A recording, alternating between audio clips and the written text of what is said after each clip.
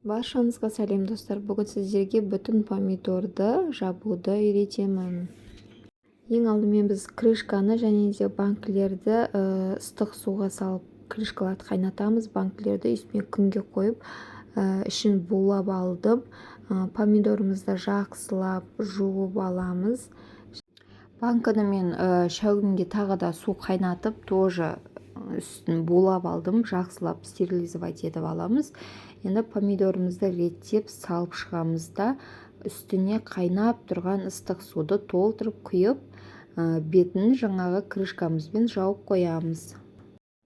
Ыстық суымыз бір 15-20 минуттай тұрады. Кәдімгідей суымыз жылы болады. Мен осылай резиновый крышканы тесіп, солай суын төгуге ыңғайлы, а то барлық помидорлар түсіп кетеді. Сіздерге лайфхак.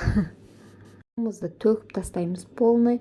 Енді менде 3 дана чеснок, мен бөліп тастадым, өйткені менде үлкен болды. Бір 20 шақты қара бұрыш саламыз.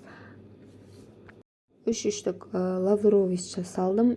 Бұл болмаса сіздер укроп салсаңыздар да болады, или салмасаңыздар да болады. 1 шай қасық уксус, 2 литрге 2 ас қасық тұз и 1 ас қасық құм шекер саламыз. Енді қайнап тұрған ыстық суымызды қайтадан құятын боламыз. Закрывашкамен жауып алып, енді тексеретін боламыз. Жаңа су ағыпай ма, барлығын жақсылап тексеріп алыңыздар. Тексеріп болған банкымызды жылы жерге төңкеріп қоямыз. Атылмайды, күшті болып шығады. Бір күннен кейін аударып қоясыздар. Тіркелуді ұмытпаңыз.